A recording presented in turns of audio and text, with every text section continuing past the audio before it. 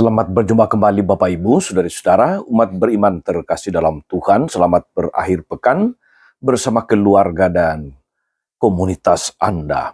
Hari Sabtu 21 Maret, pekan keempat Prapaskah.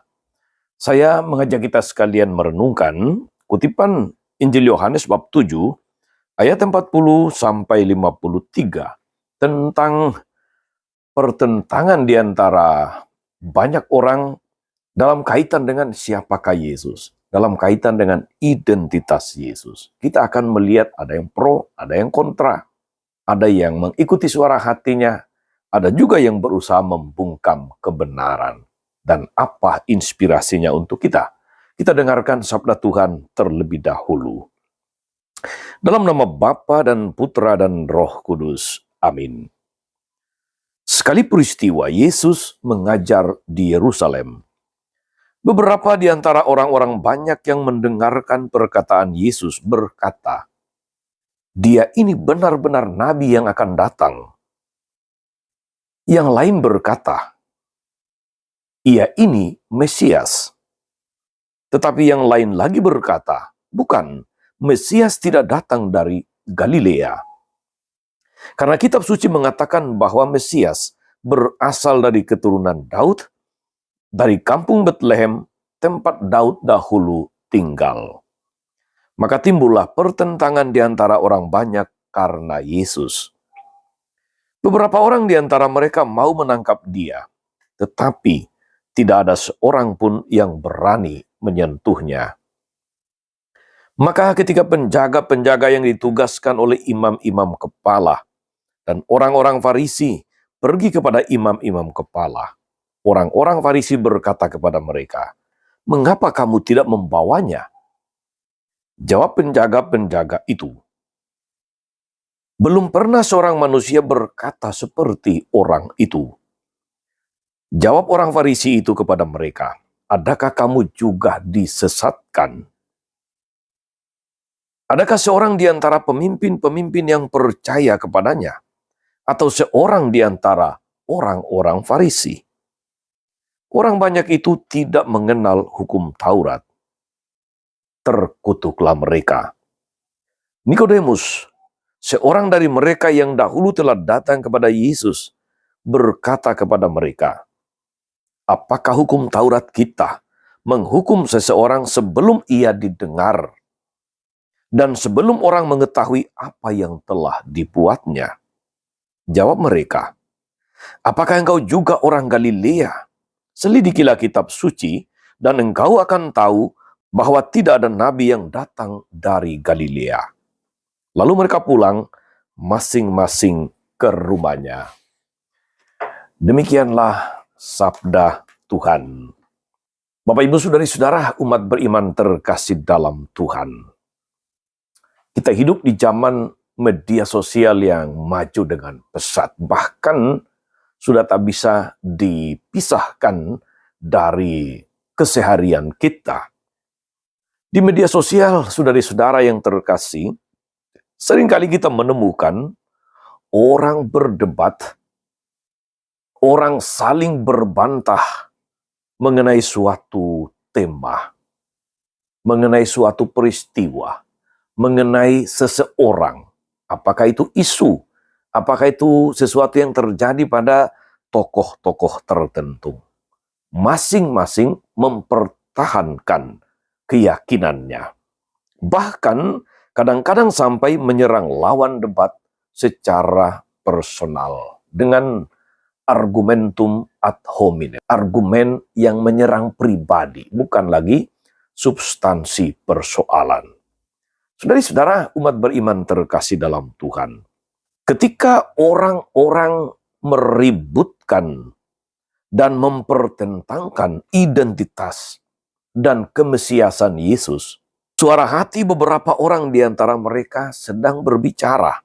Ketidakberanian mereka mengungkap dan menyentuhnya, serta pengakuan akan kata-kata yang diucapkan Yesus, itu adalah tanda-tanda bahwa suara hati mereka sedang berbicara, sedang mengingatkan mereka untuk percaya kepada Yesus. Namun saudari-saudara, gertakan orang-orang Farisi ahli-ahli Taurat terus mencoba menghentikan suara tersebut. Terus mencoba untuk membungkam suara hati mereka. Membungkam kebenaran. Nikodemus, salah seorang Farisi yang malam-malam datang kepada Yesus untuk berdialog dengan dia, rupanya adalah salah satu orang yang tidak termakan oleh gertakan orang-orang Farisi yang merasa lebih tahu segalanya tentang hukum Taurat. Dan justru sebaliknya, dia melawan mereka dengan keberaniannya. Dengan sebuah pertanyaan bertolak dari hukum Taurat. Apakah hukum Taurat kita menghukum seseorang sebelum ia didengar, sebelum orang mengetahui apa yang telah dibuatnya? Saudara-saudara, orang yang hati nuraninya bersih, yang hati nuraninya masih hidup, akan seperti Nikodemus. Ketika berhadapan dengan suatu peristiwa, ketika berhadapan dengan suatu isu, tuduhan, dan sebagainya, tidak buru-buru menghakimi, tidak buru-buru ikut arus opini publik, opini orang lain, tetapi seseorang harus diajak bicara, diajak dialog, didengarkan dulu.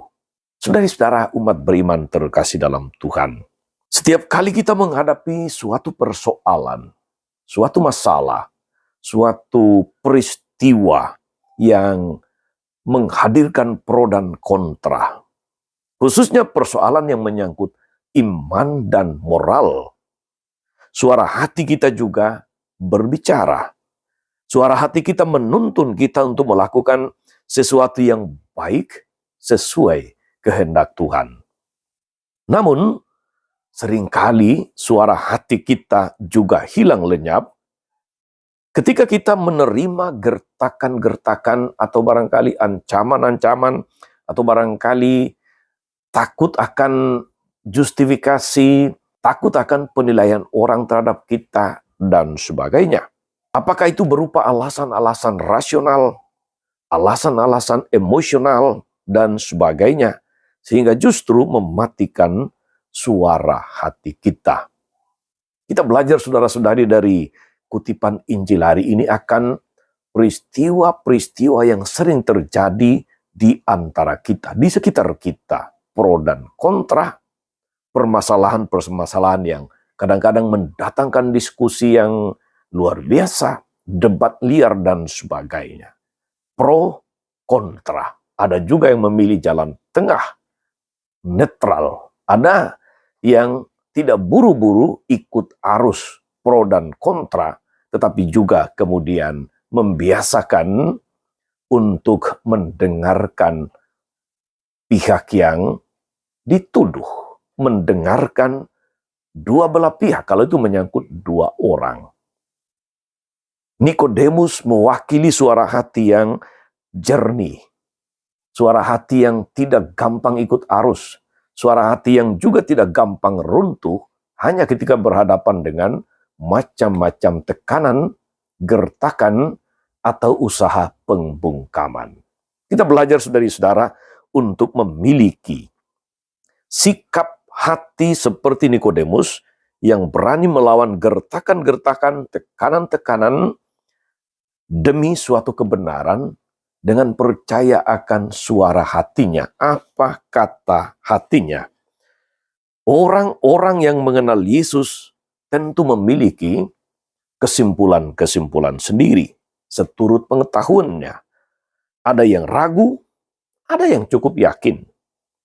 Dan di sanalah hadir pribadi seperti Nikodemus yang tidak mau terburu-buru, yang tidak segera atau cepat mengambil kesimpulan tanpa sungguh-sungguh mengenal, tanpa sungguh-sungguh memeriksa kebenaran tersebut dengan baik. Mari kita selalu mencari kebenaran dengan rendah hati. Mari kita selalu mendengarkan suara hati kita, karena dalam suara hati kita lah Tuhan menyatakan kehendaknya. Dalam suara hatilah kita mendengarkan apa kehendak Tuhan. Semoga kita dapat tumbuh dalam iman dan semakin mengenal Kristus dengan baik. Sebab semakin kita mengenal Kristus dengan baik, semakin juga kita kemudian menanggapi setiap masalah, setiap persoalan dengan lebih jernih, dengan lebih bijaksana. Kita belajar dari Nikodemus. Tuhan Yesus memberkati. Amin. Tuhan Yesus Kristus, kami bersyukur karena Engkau senantiasa menuntun hidup kami dengan firman-Mu tiap-tiap hari. Kami sering mengalami ketakutan di dalam memperjuangkan suara hati. Ketika berhadapan dengan rintangan yang menghadang, ketika menghadapi macam-macam pro dan kontra, ketika menghadapi macam-macam tekanan, tumbuhkan keberanian dalam diri kami untuk menjadi saksi kebenaran. Jauhkan kami dari kemungkinan untuk cepat menghakimi dan tidak mau lebih dahulu mendengarkan. Terpujilah Engkau sepanjang segala masa. Amin.